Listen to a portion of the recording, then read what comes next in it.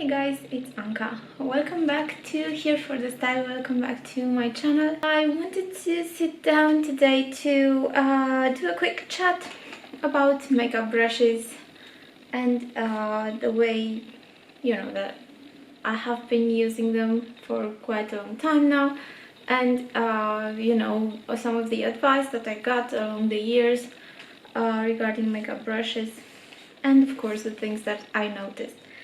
So without further ado, let's get into the video. Oh, and please subscribe to my channel if you haven't already. Right, for makeup brushes, I think we should start with, the most important, so to say.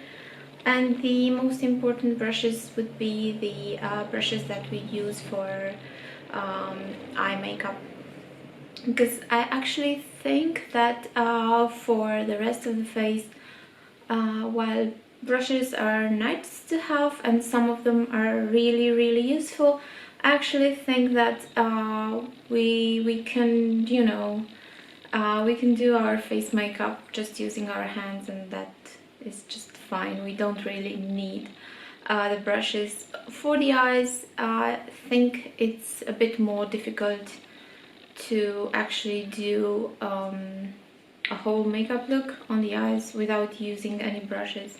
I'm not saying it's impossible, it definitely can be done, and I know that there are some amazing makeup artists out there who exclusively use their hands to apply makeup. But I think that with the eyes being more of detail work, I think it's better to use some tools if there are some available. Right, and first of all, I know that I have already mentioned this brush more than a few times on my channel. This is the MAC 217 brush. This is the clean one, and then this is the one that's that's been used. Includes, I also used it. So this is the one that's being used. I have just used it today to do my makeup. This is a brush that's sort of universal. I actually once went to one of Alexandru Abagiu's seminars. He's like a huge makeup artist star in Romania, and he said that he could use a MAC 217 to do like a whole makeup look, because this brush is so universal and it's so good. The way it applies makeup is so amazing. Now it's meant to be a blending brush, so that's what it's mainly used for, mainly intended for. So you would blend your eyeshadow into the crease using this type of brush with the windshield wiper motions, or with the more round small motions like this or like that. As far as I know, I think it is made of natural fibers. Don't quote me on that. No, MAC is not a cruelty-free brand, so but there are cruelty-free brands that offer this type of brush, and they are all trying to dupe it because it's so good.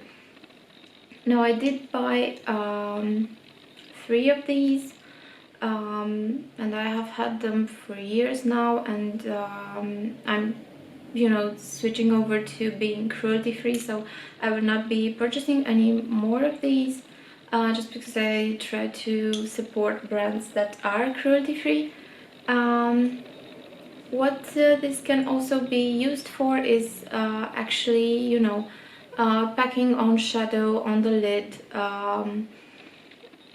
blending more of on the outer edge of the shadow right here. You can also spray it with you know, some type of setting spray or prep spray, and then dip it into a metallic shadow, and also do the you know, metallic eyelid, more of the like the wet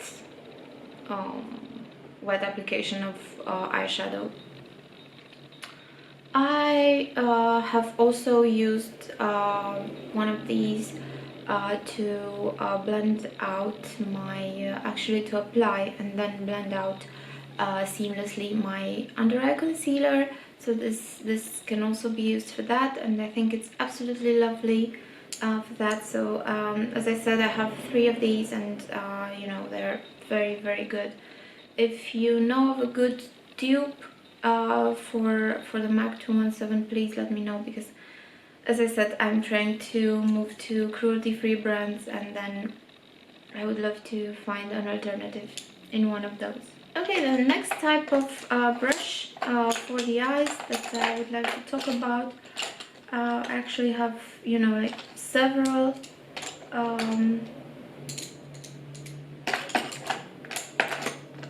you know, several brushes to show you, but they're basically or for all for the same purpose. This would be a basic packing brush. So what it means is that it packs on the colors. So let's say I want to, you know, add more of an intense color shade to the outer corner, outer crease. Then I will go in with one of these to really pack on the shadow, add color to it, and then I would diffuse it more with one of these, and then with the blending brushes that I'm about to show you next in the next category. And this is, you know, it's more basic. As you can tell, it looks more like one of the painting brushes that I think painters use to apply strokes of more concentrated color. And there are several iterations of this according to, you know, what you like to use them for. So this is the bigger one for like bigger lid space.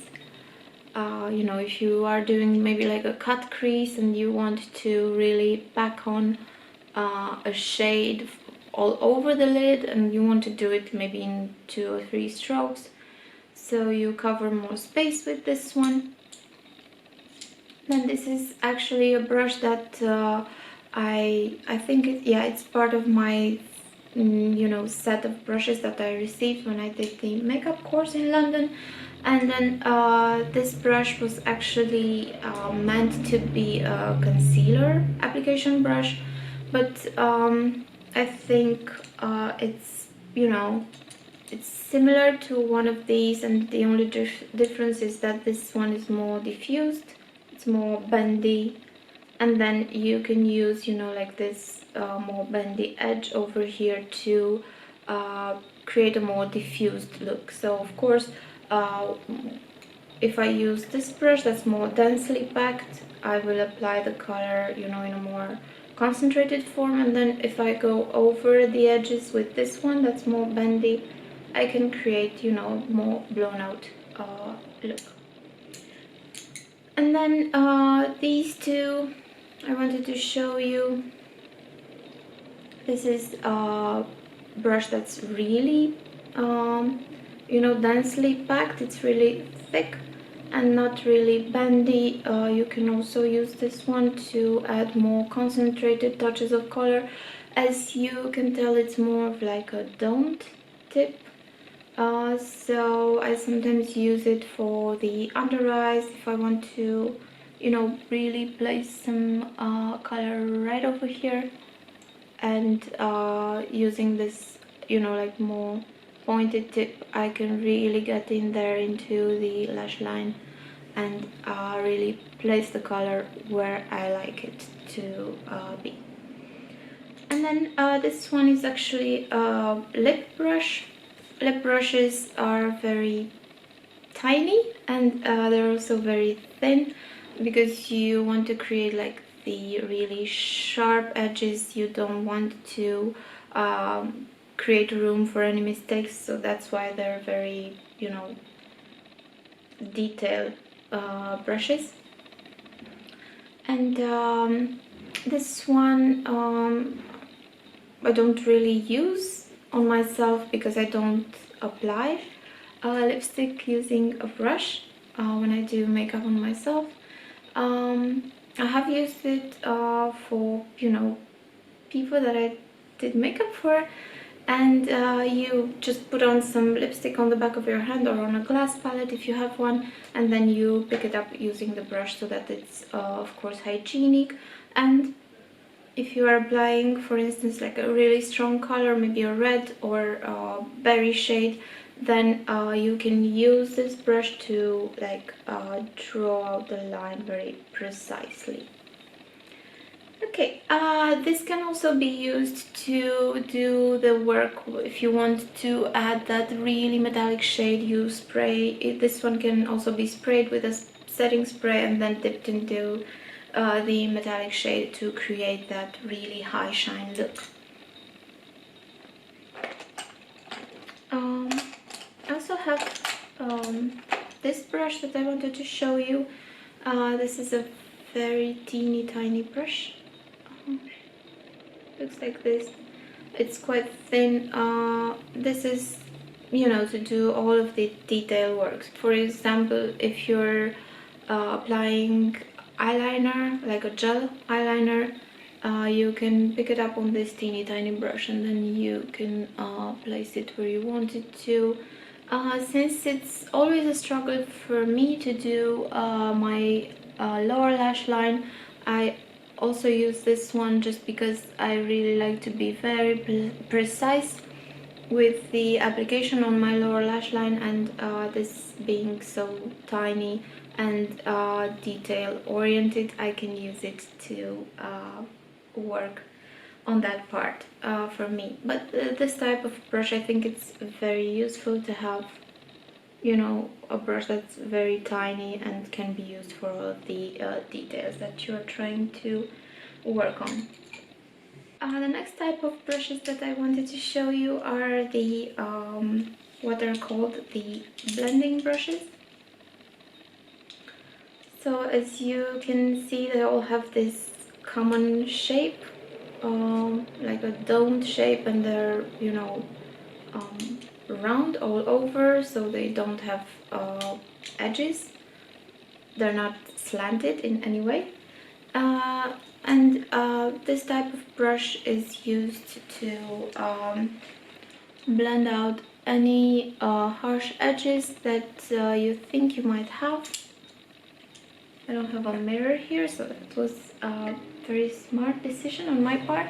Right, so we use this type of brush to really blend out edges on our makeup and create that really diffused look, diffused shade when we want to, you know, make the makeup look very blended and very seamless.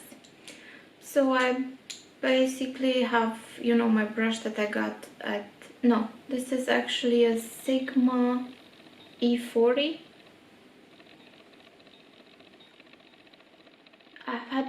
I have had this brush for I think 10 years now, or maybe a bit more than that. It's holding up really nicely.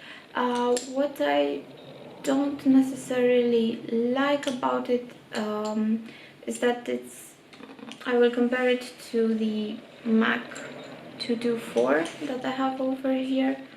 As you can see, the MAC one is more of a fine tip, so you have a bit more control with this one as opposed to this one when you are blending out the edges. As you can see, the MAC one really gets in there in the space that I want to cover. But I mean, that would be more for makeup artists or something like that. Basically they work the same. I also have like a MAC one here. It's the 286. This one I got in a set with this one as well. They're not dirty, they're actually, they were a limited edition, and their bristles are dyed with pink, so that's why they look a bit more, I think, beigey or something on camera.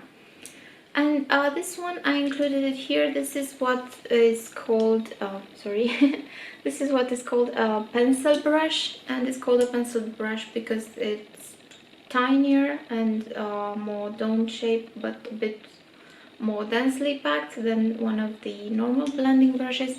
And this one is supposed to be used on the lower lash line to blend out, or maybe if you want to go really pinpointy to a certain spot on the upper lid to apply shadow and also create a bit of a blendy effect. I don't use it a lot. This is actually from my AOFM, from the makeup course brush kit that I got. I don't use it a lot because I find it quite scratchy, which is, you know, not ideal, especially around the eyes. I have also found this brush. This is more of like a straight tip brush. This can be used for eyebrows or again for doing some detail type of work. There's really not a lot of difference. I think it all comes down to the way each of us is used to you know, applying makeup or using their tools. What this type of brush can also be used for is maybe carving out the eyebrows. If we add some concealer here, you know, it's really good since it's tiny and quite straight. We can get some precise lines over there, and that's about it. So these were all of the eye brushes, all of the eye brush types that I am usually working with. And now I will move on to the face